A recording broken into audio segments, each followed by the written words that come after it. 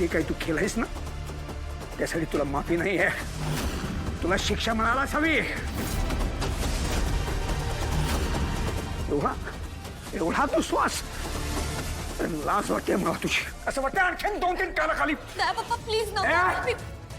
तू तर काही बोलूच नकोस. नाही शिक, इच्छा उरली नाही मला तुझ्याशी बोलायची. आज एक बायको म्हणून, मुलगी म्हणून, सून म्हणून आणि एक बहीण म्हणून सुद्धा हारली असतो. अगर नवरा चुकला तर त्याला त्याची चूक दाखवणं हे बायकोचं कर्तव्य आहे. वेळीच थांबून त्याला त्याचा मार्ग दाखवणं हे बायकोचं कर्तव्य आहे. आणि तू त्याची साथ देतेस. आज मला आणि तुझ्या बाबांना एकमेकांसमोर हात जोडून माफी मागण्याची वेळ आणली तुम्ही दोघांनी. थोडा तरी विचार केला नाही या सगळ्याचे काय परिणाम होते, आपली माणसं किती दुखावली जाते. एक स्त्री अख्ख्या कुटुंबाला बांधून ठेवते आणि एक पुरुष त्याच कुटुंबासाठी खंबीरपणे उभा राहतो. पण तुम्ही दोघांनी मिळून काका, अगं एक बाप म्हणून मला काय वाटतंय ना या क्षणी मी सांगू शकत नाही. हा मुलगा आधीपासूनच असा होता हे आपल्याला सगळ्यांनाच माहिती होतं. पण लग्न झाल्यावर तो सुधारेल, काहीतरी चांगला मार्गाला लागेल असं वाटलं होतं ना आपल्याला. आज याने स्वतःच्या पापामध्ये ह्या मुलाला देखील साथीदार बनवलाय. दयानंद भाऊजी मान्य आहे ते चुकलेत, पण कुणी आपला हक्क ओरबाडायला बघत असेल तर. एका बास, एक शब्द तोंडातून काढू नकोस आता. हो पण त्या कुटुंबात आपली मुलगी सुद्धा दिली आहे. हो पण तीच मुलगी एक चांगलं घर तोडायला निघाली आहे. खांडेकरांची बसलेली घडी विस्कटायला निघाली आहे. अगं तिला 4 चांगल्या गोष्टी सांगायच्या सोडून काय बोलत बसली असे. मुलगी श्रीमंत घरात दिली म्हणजे तिथली प्रत्येक वस्तू आपली झाली. या गैरसमजातून बाहेर या दोघी मायले की तारिणीनं आतापर्यंत अशा कुठल्याही गोष्टीवर हक्क मागितलेला नाहीये. पण तुम्ही दोघी जसं काय आपणच सगळं उभं केलंय या आविर्भावात आहात. आणि निशी तू, अगं जे तुझं नाही त्याचा हव्यास सोड आणि स्वतःच्या संसाराचा, स्वतःच्या पुढच्या आयुष्याचा विचार कर. त्यातच तुझं कल्याण आहे. आई आपण निघायला हवं. ते का चल पण चल.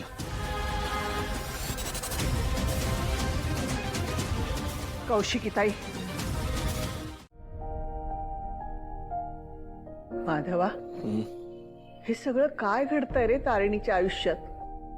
नाही आई, हे घडत नाहीये ग, हे ठरवून घडवलं जात आहे. नशीब, हे सगळं घडताना आपण तिथं हजर होतो.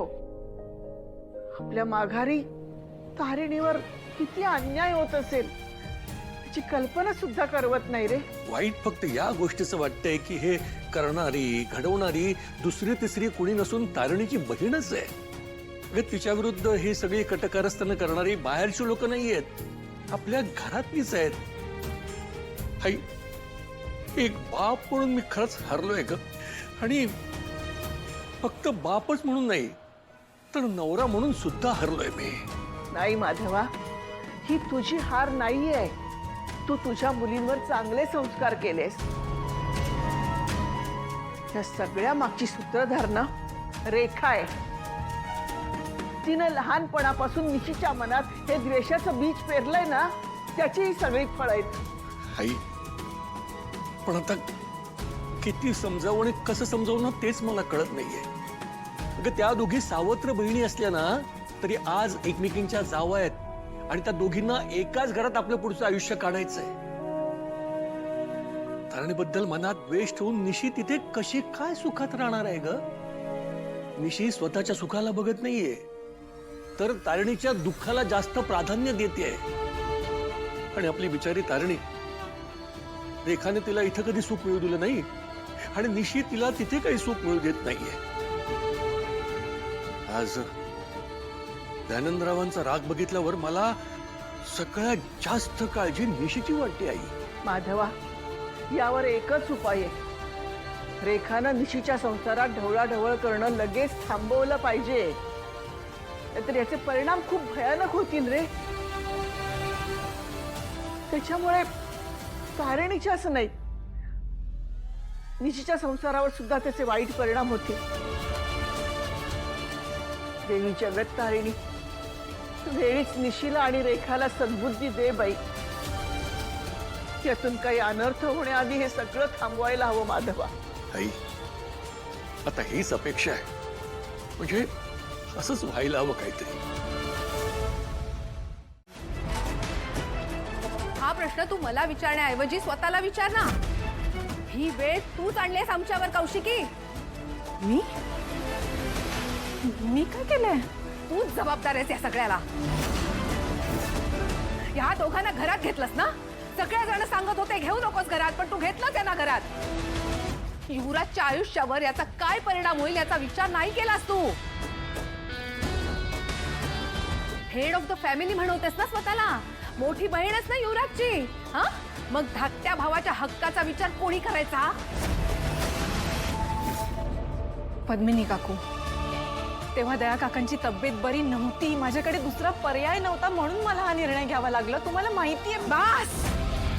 ह्यांच्या तब्येतीची कारणं देणं बास कर आता. अगं, त्यांची काळजी मलाही आहे. मी बायको आहे ना त्यांची. अगं, पण या कुटुंबाची सुद्धा काळजी आहे मला. आणि म्हणूनच मी हा निर्णय घेतलाय. ह्या दोघांना मी या घरात राहून देणार नाही. तुला सांगितलेलं कळत नाही? निघ म्हटलं ना. निघ. काकू, हात सोडा तिचा. हात सोडा तिचा. नाही सोडणार. काय करशील? काकू, काकू, मी तुम्हाला शांतपणे सांगतोय, हात सोडा तिचा.